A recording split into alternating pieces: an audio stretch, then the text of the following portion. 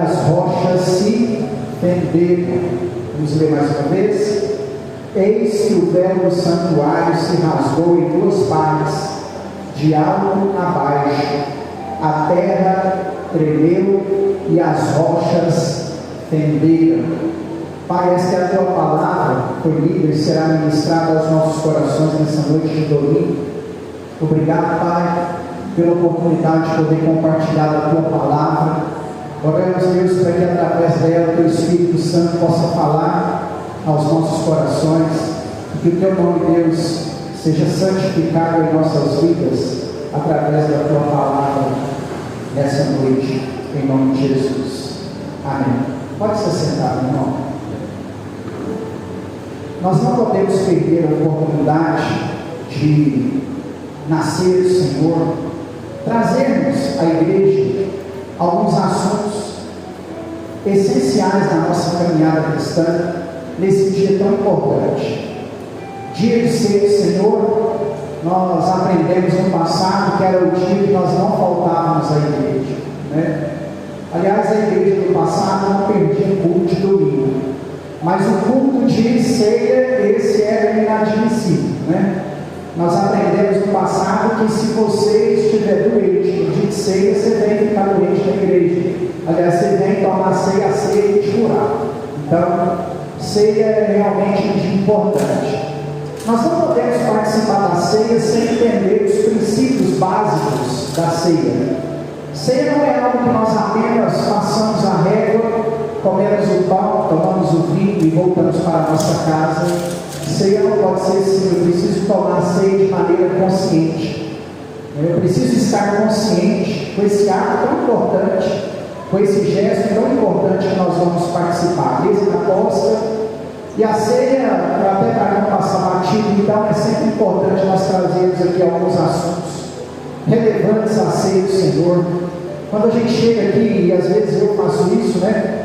E nós pregamos uma mensagem que não tem nada a ver com a ceia, parece que o finalzinho do culto, para a gente acabar rápido, a gente participa da ceia e vai embora, e isso não pode acontecer.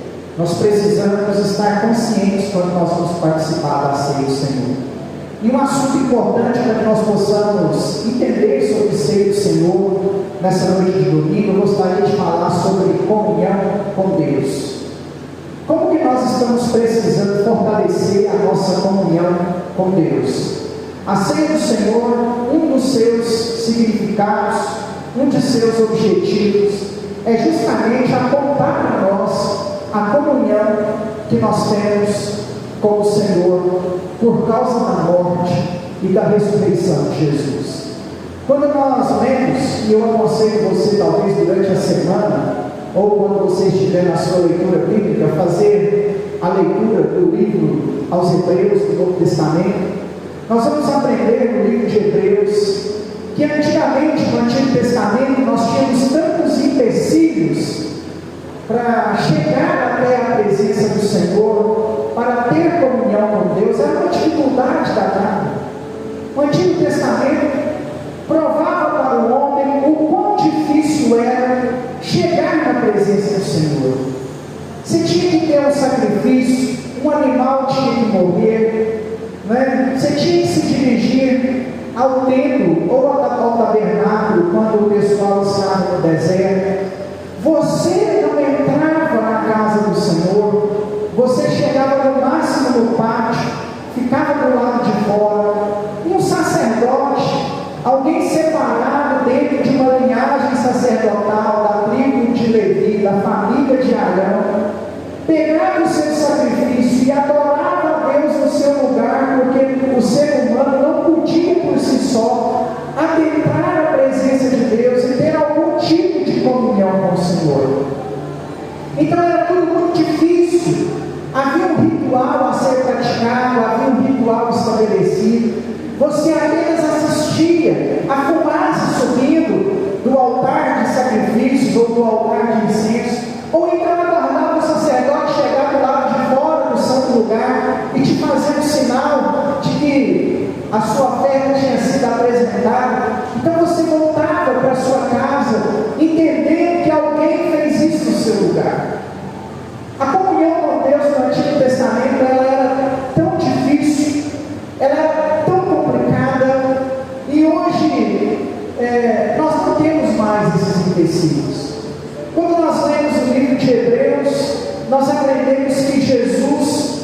tornou o sumo sacerdote de uma vez por todas, e que cada um de nós hoje, pelo sangue de Jesus, nos tornamos o nosso próprio sacerdote.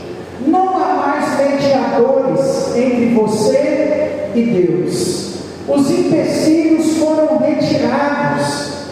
Timóteo capítulo 2, versículo 5 diz que não há mais mediadores entre Deus e os homens, a não ser Jesus Cristo, aquele que se colocou na posição única de nos mediar junto ao Pai, que de acordo com o Evangelho de João capítulo 14, versículo de número 6, se tornou não um empecilho, não um dificultador, mas o único caminho que nós precisamos traçar até chegar à presença de Deus. Quem nos proporciona esse livre acesso agora é Cristo. Quem nos proporciona essa comunhão intensa agora é o Senhor, se tornando o nosso único sumo sacerdote.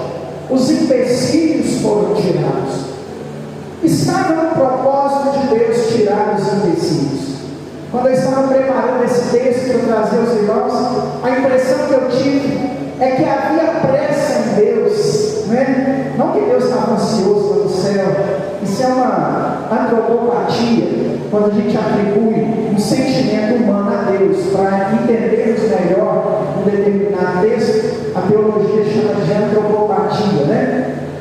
Então, só para a gente poder entender, a ideia que eu tive olhando para esse texto hoje é que havia uma certa pressa de Deus em acabar com esses empecilhos que nos separavam da sua presença.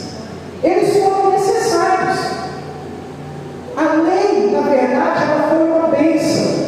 Nós aprendemos aqui ano passado, na escola de profetas, no nosso discipulado às terças-feiras, que quando Deus deu a lei para o homem, aquilo foi uma bênção. Por que foi uma bênção? Porque não tinha nada. E a partir da lei de Moisés, tinha agora uma forma de chegar até Deus. Difícil, mas tinha uma forma para chegar até Deus. A lei é a graça sendo manifesta no Antigo Testamento.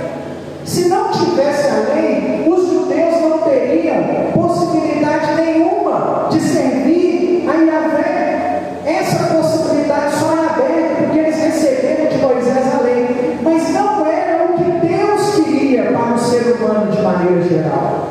Ela era necessária para aquele tempo, mas não era o que Deus tinha planejado para o ser humano naquele momento, né? No momento da criação. Deus tinha planejado uma comunhão mais íntima. Deus tinha planejado algo, um relacionamento mais próximo, algo sem rituais, algo sem manuais, algo entre apenas o ser humano e Deus, sem precisar de artifício nenhum. Então, com o passar do tempo, a ideia que nós temos é que a lei foi se tornando pesada demais, difícil de ser praticada, e o próprio Deus já não queria aquele relacionamento mais de cortinas, de véus, de tabernáculos, de paredes de templo.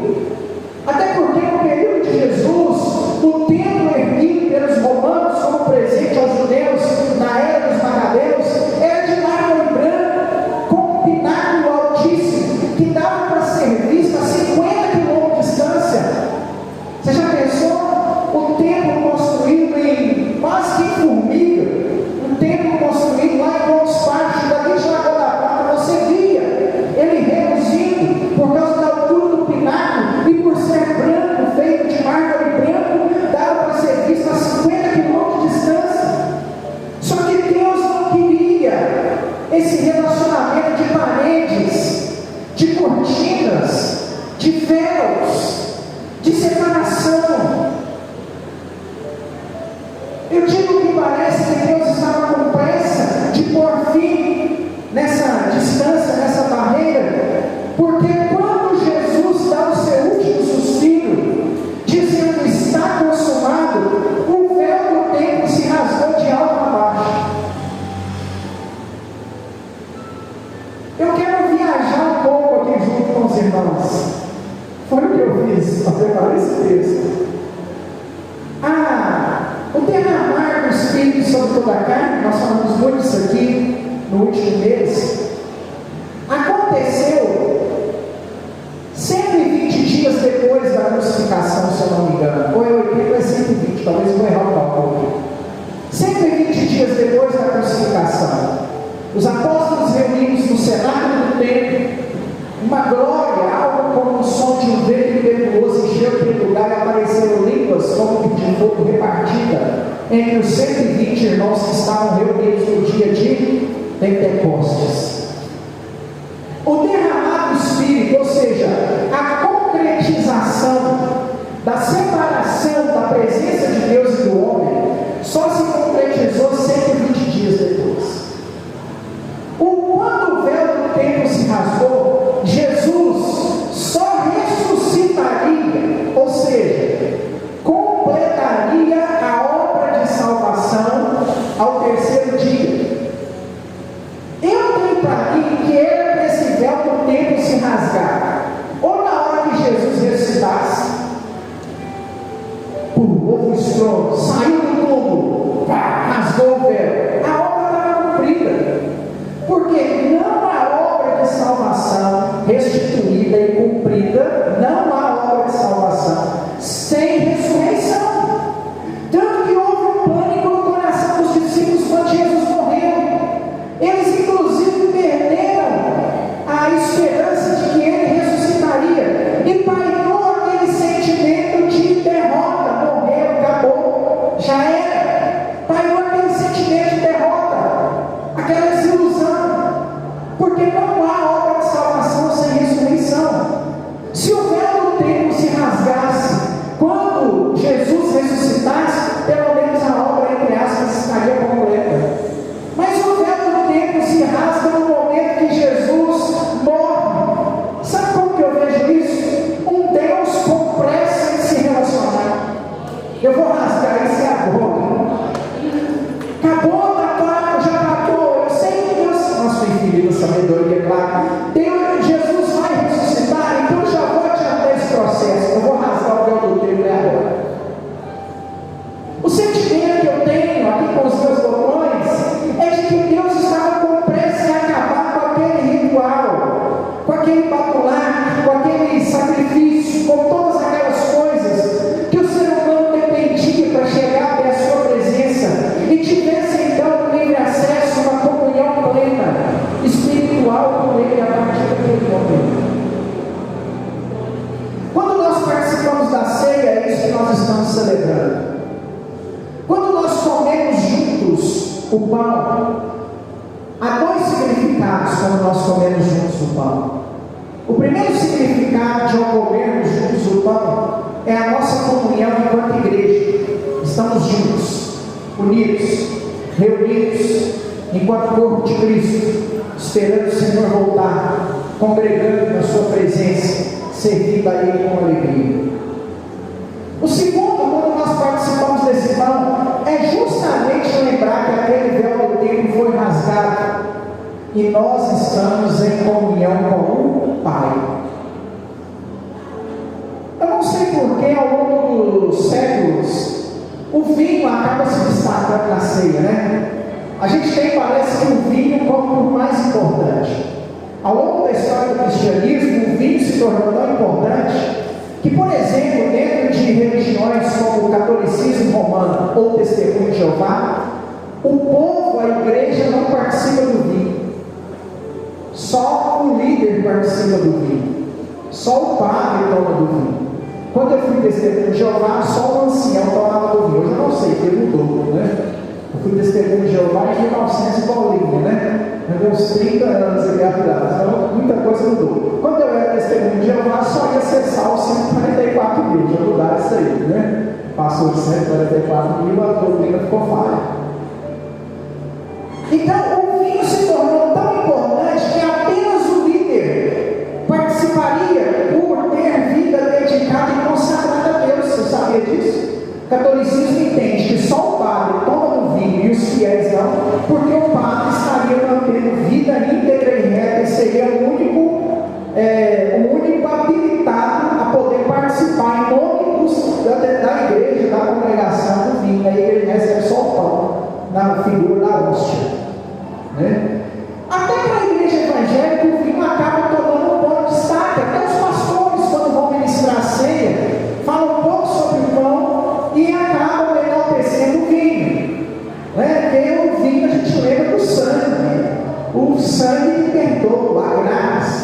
né? Paulo diz que é o que representa a nova aliança. Mas em contrapartida, nós não podemos desmerecer o pão. E o ápice da minha mensagem hoje é olhar para o pão. Porque quando eu olho para o pão, eu lembro que o véu do tempo se rasgou. Quando eu olho para o pão, eu lembro que eu tenho livre acesso a Deus. Quando eu olho para o pão, não é algo apenas relacionado à congregação local.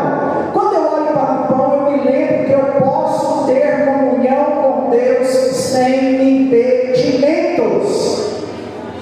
Você chama por Ele e Ele vem. Você faz uma oração e Ele ouve. Você derrama uma lágrima, Ele recolhe. Você dá um louvor, Ele recebe.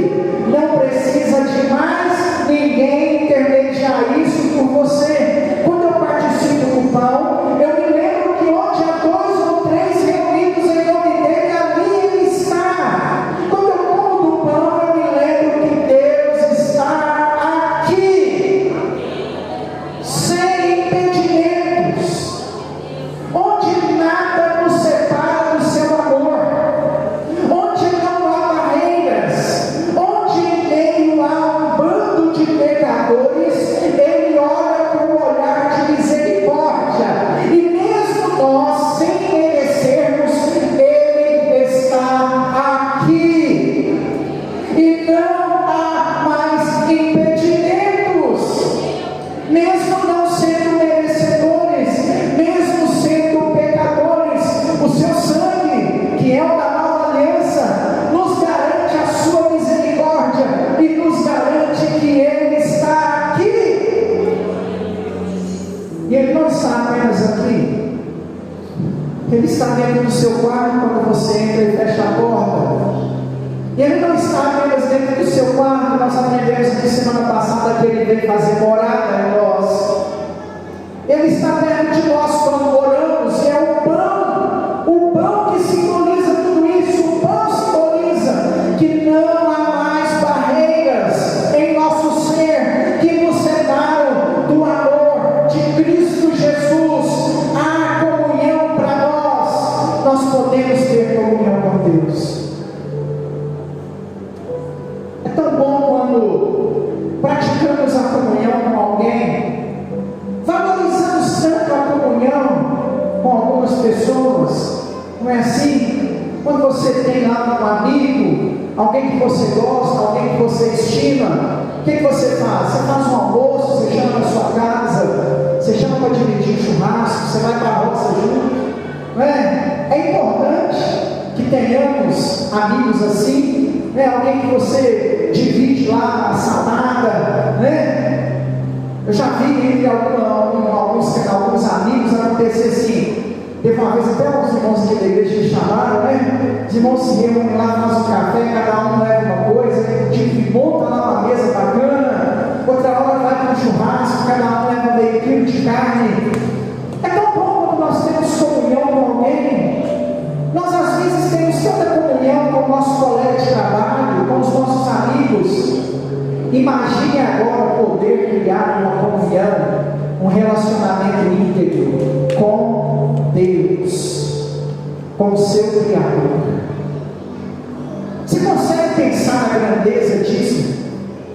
De saber que você pode se achegar na presença do seu Deus, ter comunhão com Ele. Há quanto tempo nós deixamos o nosso relacionamento com Deus de lado? Talvez 2024 foi um ano onde o nosso relacionar com o Senhor foi falho, foi escasso. Temos que aproveitar o começo de ano. Hoje é o nosso primeiro culto de domingo do ano. E talvez pensar em como podemos melhorar o nosso relacionamento com Deus para esse ano de 2025. Porque o pão ensina para nós que Ele quer se relacionar com você. Ele quer se relacionar com você. Quem dera alcançássemos com Deus um relacionamento semelhante ao de Abraão,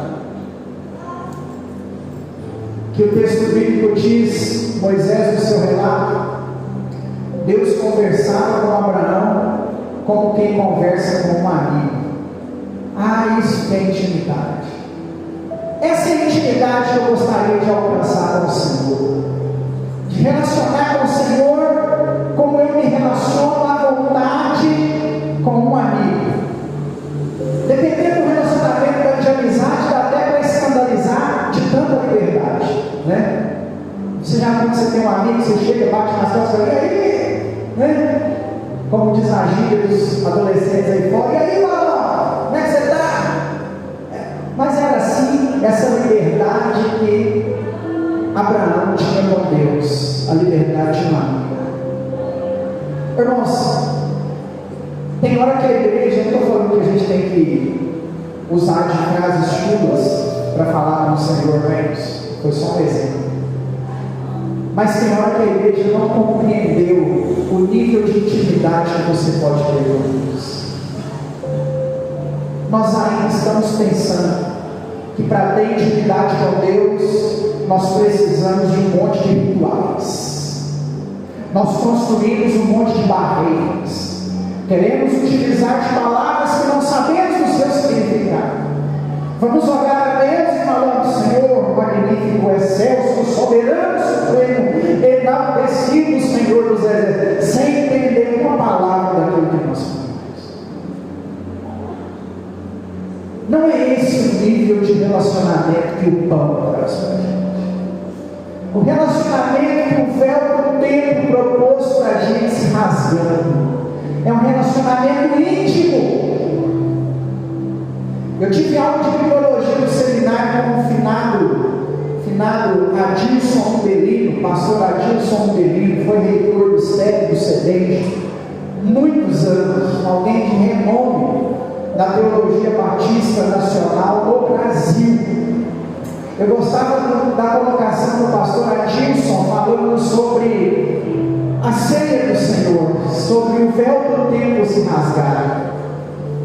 Fiz seminário em 2002, já tenho 22 anos, e isso marcou a minha caminhada no meu coração. O véu do tempo se rasgando é o Deus saindo de trás das cortinas, é o Deus se revelando a sua criação, é o Deus eliminando barreiras, é o Deus tirando os babulaques, é o Deus que não pede para nós mais os rituais, é o Deus que não por vontade nossa, isso para mim é o mais lindo, não é por vontade sua, é por vontade dele. Ele se revelou, ele saiu de trás das cortinas do tabernáculo para se relacionar com você. É o Deus que se descortinou para mostrar para você quem Ele é. Isso é relacionar com Deus, é saber quem Ele é, o que Ele pode fazer, é conversar com Ele pessoalmente, intimamente. Isso é relacionamento com Deus, isso é o que o pão traz para nós. Isso é o que quer dizer quando o véu do tempo se rasga de alto a baixo. Não há mais barreiras, não há empecilhos, nada mais nos separa da sua presença, do seu contato. Você pode criar um relacionamento com o Pai, Ele te ama, isso aconteceu por vontade dele. As nossas concepções, elas são tão erradas que nós entendemos que temos que ficar por aí buscando, procurando, tentando, segurando a onda. Mas irmão, tem nada disso. Ele vem te buscar, Ele veio se encontrar com você, Ele quis estar com você, mesmo sem merecer, mesmo sendo pecadores do jeito que nós somos, mesmo errando do jeito que nós erramos, Ele quis sair de trás das cortinas para se relacionar conosco. E Ele quis tanto que os judeus foram insuficientes e a porta da graça foi aberta para nós, os gentios, porque para o nosso Deus o relacionamento com o ser humano é tão importante que independe de raça,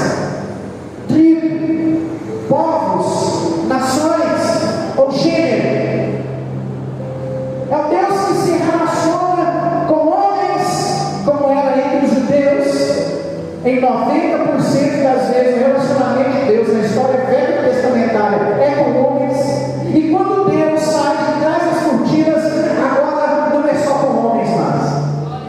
É um Deus que se relaciona com as mulheres, com as crianças, com os jovens, com os idosos, derrama o Espírito sobre toda a carne, aonde a revelação é dada ao pequenino e aonde sonhos é dado ao ancião, porque para ele não há mais critérios para relacionamentos com Deus.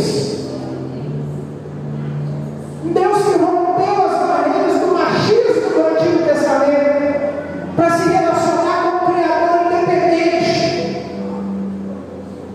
independente de raça, nacionalidade ou etnia. Um Deus que para ele não há cor de pele, não há condição financeira, não há diplomas. Existem pessoas que entendem que o seu relacionamento com Deus é baseado na quantidade de diplomas que ele tem. Existem pessoas se considerando autossuficientes no seu relacionamento com Deus porque conseguiram diplomas, porque encheram a parede e agora tem status, e a igreja tem se tornado insuficiente para essas pessoas. Só que Deus não olha para os nossos diplomas. Deus olha o nosso coração. Isso não vem de agora. Isso vem desde o Antigo Testamento. E a relembro agora a história da eleição de Davi para ser rei de Israel. Quando chega Samuel na casa de Jessé, olha esse filho meu olhando. Esqueci o nome deles agora, porque eu citava todos os nomes, agora eu esqueci. Olha esse filho meu aqui, forte, bonito, jovem, barbudo. Isso tem cara de rei de Israel. Aí Samuel olha e fala: não é isso não. Então olha esse segundo aqui, habilidoso, se maneja a espada, vai ter para ninguém, é ele. Samuel: não é isso também não.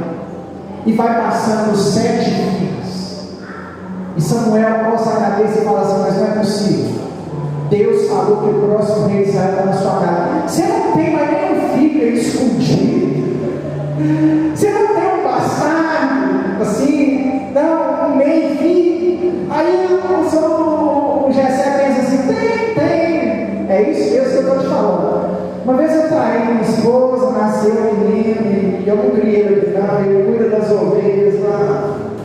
Quando Davi fala assim: em iniquidade fui concebido pela minha mãe, é porque ele é fruto de um adultério de Jessé.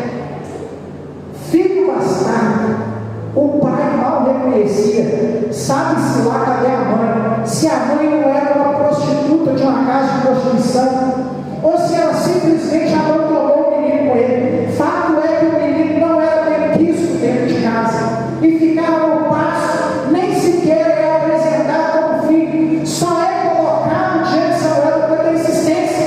Você não tem mais nenhum, talvez você tenha um aí bastardo, você não reconhece. Tem bastardo, chama lá o santo Davi para mim.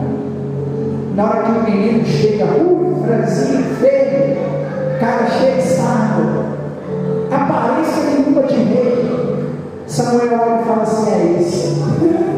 Porque Deus não está atento à aparência, Deus olha o coração. Por incrível que pareça, se tornou o maior rei da história de Israel até os dias atuais. Você já viu a bandeira de Israel? No centro tem uma estrela desenhada por Davi, é chamada de a estrela de Davi naquela bandeira. Sabe por que ela é a estrela de Davi? A letra Dalet parece um triângulo, e Davi em hebraico começa com D e termina com D. Ele cruzou os dois lados e virou. É a estrela no centro da bandeira de Israel. O maior nome que Israel já teve enquanto rei. Na hora que olharam para aquele menino franzino, não deram nada. Sabe por quê? Você acha que Deus vai olhar os seus 50 anos de verde? Você acha que isso te ajuda no seu relacionamento? Tem hora que só estraga. Tem hora que nós nos tornamos tiranossauros rex dentro da igreja. Tem hora que nós não somos batistas, somos sorveterianos, porque pensamos que a nossa caminhada cristã serve de respaldo para afirmarmos uma intimidade.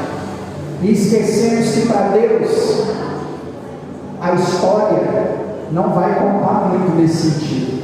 É isso mesmo. Para Deus importa é como se termina. Na hora que a trombeta tocar, se tiver caminhado uma vida inteira sem pecado, mas naquele momento estiver mal, Senhor, em teu nome eu fiz a história, Senhor, em teu nome eu falei passado. Jesus está querendo saber como está agora.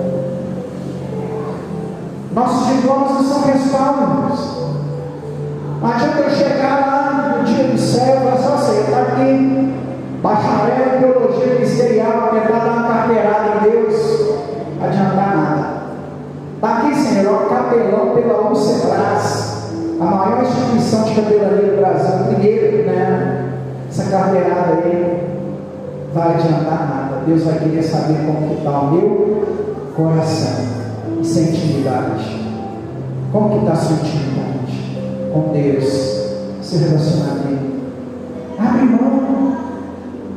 Abre mão dos seus títulos, abre mão dos seus cargos, abre mão das suas referências. Disso aí eu gosto do Diante do Trono dos anos 2000, com a Lívia Soares cantando. Abre mão, tira aí seus cargos, tira aí seus títulos, não vale nada diante de Deus. A gente está querendo achar que temos alguma coisa diante do Senhor com os nossos títulos, com os nossos cargos, com quem somos. Para algumas pessoas, pastores está pouco, aí tem que ser bispo, tem que ser apóstolo, tem que ser semideus, tem que ser profeta. Isso não vale nada, irmãos. O que conta diante do Senhor é o nosso relacionamento com Ele, e o véu do templo foi rasgado para que você tenha essa intimidade com o Senhor, para que você se relacione com Ele a cada dia, cada vez mais e mais. É isso que o pão vai ensinar para nós nessa noite de ser o Senhor. Tem comunhão com Deus, tenha comunhão com o Pai. Não importa quem você é, o que você faz, o que você fez. Deus não está querendo isso. Deus está querendo quebrantamento do nosso coração. São pouquíssimas coisas que nós precisamos para que essa comunhão seja reatada, ou para que ela permaneça ligada durante a nossa caminhada cristã. São pouquíssimas coisas. Nós resumimos tudo dentro de um pacote chamado arrependimento. Arrependimento não é só uma ação, é um pacote de ações. Arrependimento é quebrantamento de alma, quebrantamento de espírito. Arrependimento é rendição, é reconhecer para Deus as suas falhas, as suas fraquezas, é ter ciência da necessidade que você tem do seu Criador sobre a sua vida. Isso é arrependimento. Tudo que nós precisamos para que essa comunhão seja estabelecida é de arrependimento. Quebrando o seu coração, se renda a Deus. Se renda a Deus. Para de ficar preso aos rituais do nosso tempo. Para de ficar preso à religiosidade. Para de limitar a ação de Deus sobre a sua vida. Se relacione com Ele, chama por Ele, porque quando nós chamamos por Ele, em nome de Jesus, Ele vem. Quando você fala: Senhor meu Deus, os ouvidos dele estarão atentos à sua oração. Quando você diz: Senhor, vem me fortalecer, Senhor, vem me renovar, Ele não sai do céu, Ele já saiu. Ele não sai de trás das cortinas, Ele já saiu de uma vez por todas. Ele está aqui esperando apenas um convite seu. Eis que estou à porta e bato. Aquele que abrir a porta e deixar eu entrar, eu entrarei, cearei com ele, ele comigo. O que é cear com o Senhor? É ter comunhão. Não é nem você que foi até Ele, Ele vem até você através do pão nessa noite, e Ele quer relacionamento contigo, Ele quer intimidade, Ele quer acender a chama do Espírito no seu coração, Ele quer fazer de você uma pessoa melhor, Ele quer restaurar a sua vida, Ele quer fazer você viver em novidade de vida, Ele quer que você tenha mais espiritualidade com Ele, Ele quer que você ouça a voz dele sussurrar no seu coração. Deus quer falar com você através da sua palavra. Deus quer falar com você em oração. Deus quer falar com você através da boca do profeta também. Deus quer falar com você através das canções, dos louvores, da ceia que está posta. Ele está à porta batendo, e o abrir a porta é quebrantar. O abrir a porta é arrepender. O abrir a porta é chamar por ele. O abrir a porta é querer que ele venha. E quando nós chamamos, meu irmão, ele vem. Ele vem. Muitas vezes o diabo coloca perto de você algumas situações para impedir que ele venha. Quebre essas situações. Não deixe uma conversa paralela do seu lado, uma notificação do seu telefone celular, talvez uma inocente criança, talvez um carro lá fora, uma borboleta que entra voando dentro da igreja, roubar a comunhão que Deus quer ter com você. Não deixa. Mas só que na igreja, na sua casa, você entra, fecha a porta do quarto, chega uma mensagem no WhatsApp, parece uma notificação do Instagram, alguém te chama lá fora, porque tudo que o diabo quer é quebrar a nossa comunhão. Então chama por ele, quebra essas coisas, repreende essas coisas, se achegue para perto de Deus. Deus tem comunhão para nós em 2025. Deus quer ter comunhão com a Igreja Batista Nacional, irmãos. Amém? Nós precisamos partir para finalizar para essa comunhão. Sair, irmãos, desse ritualismo, de às vezes entender que nós viemos aqui cantar umas canções, ouvir o pastor ou o irmão pregar e ir embora para casa. É mais do que isso, é além disso, é se relacionar com Deus, é ter comunhão com Ele, é ter intimidade. Salmo 25:14, a intimidade do Senhor é para aqueles que o buscam, e Ele lhes fará saber qual é a sua aliança. Aleluia. A intimidade do Senhor é para nós, em nome de Jesus. Amém, irmão? Deus quer ter comunhão com você. Sai dos processos. Sai dos processos. Não fique preso aos processos, a como que tem que ser, a como que não tem que ser. Não fique preso às pessoas, porque pessoas vêm e vão. Não ache que é só colar ou comer, senão você enrola até o pastor, porque senão daqui a pouco só o pastor tem que pregar, aí fica ruim. Entenda que relacionamento seu é com Deus. Eu sou o que a carta aos Hebreus, né? Que a carta aos Hebreus ensinou, e chamou inclusive na versão João Ferreira de Almeida, guia, né? O pastor é o que conduz, ele leva, ele não obriga, ele não arrasta, ele conduz, ele é só um guia. Mas nada, hoje sou eu, amanhã pode ser outro. As coisas vêm, vão, passam. Não esteja com o seu relacionamento com Deus preso a pessoas. Seu relacionamento é com o Pai, a sua intimidade é com Deus. Então, quebrante seu coração e chama por Ele, porque quando nós chamamos por Ele, Ele vem, em nome de Jesus. Amém? Se coloque de pé.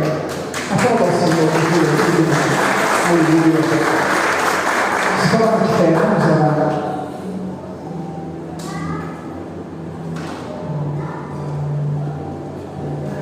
Feche seus olhos. Talvez o seu relacionamento com Deus em 2025 não foi no 2024, perdão, não foi dos melhores. Talvez o nosso relacionamento com Deus foi falho, e nós estamos no começo de ano, e é uma boa oportunidade para fazer diferente ao longo de 2025. Se não, pastor, meu relacionamento com Deus foi top, estou bem com o Senhor. Mantenha a chama acesa, mantenha esse relacionamento com Deus ligado à graça, conectado à graça do Senhor. Mas se não, se foi falha, Ele está, meu amado irmão, minha amada irmã, há um arrependimento de distância de você, há um quebrantamento de coração. Peça ao Senhor para que a sua comunhão com Ele seja fortalecida, Peça ao Senhor nesse momento, ora, não espere a minha oração, chama pelo Senhor nesse momento, peça para Ele para que a sua comunhão com Ele seja fortalecida, seja renovada. Espírito Santo de Deus, nós estamos reunidos aqui nessa noite, certos, crendo na visitação do Senhor sobre as nossas vidas, na comunhão que nós podemos criar com o Senhor, que é a mais importante, é a comunhão representada através deste pão, que nós vamos participar dele daqui a pouco, que nos ensina que o véu do templo se rasgou de alto a baixo, e que hoje não há mais empecilhos, não há mais barreiras que nos separam, que nos afastam do Senhor. Nós te pedimos, ó Pai, em nome de Jesus, renova a comunhão dos teus servos aqui nessa noite. Nós chamamos pelo Senhor, vem sobre as nossas vidas, vem sobre os nossos corações, vem neste lugar, Deus, enche as nossas vidas da tua presença. Essa é a nossa oração, em nome de Jesus, em nome de Jesus. Você pode aplaudir ao Senhor mais uma vez? Glória a Deus. Irmãos, nós vamos participar agora da ceia do Senhor. Está apto a participar da ceia todo aquele que é batizado pelas águas por imersão. Nós somos batistas, imersionistas. Acreditamos que só a imersão é o batismo. Se você está apto a participar da mesa da ceia, permaneça de pé para facilitar o serviço dos diáconos. Se não, se assente só por um momento, mas permaneça ainda assim em oração. É um momento ímpar na vida da igreja. Amém? Se você vai participar da ceia, encara isso com muito temor, com muito tremor no seu coração, sabendo que nós estamos celebrando a comunhão com o Pai. Amém? Se porventura tiver ainda algum pecado que você queira confessar, você lembre que Ele está aqui, o sangue dele foi derramado na cruz, está pronto para te perdoar, para lavar, para purificar o seu coração nessa noite de domingo, em nome de Jesus.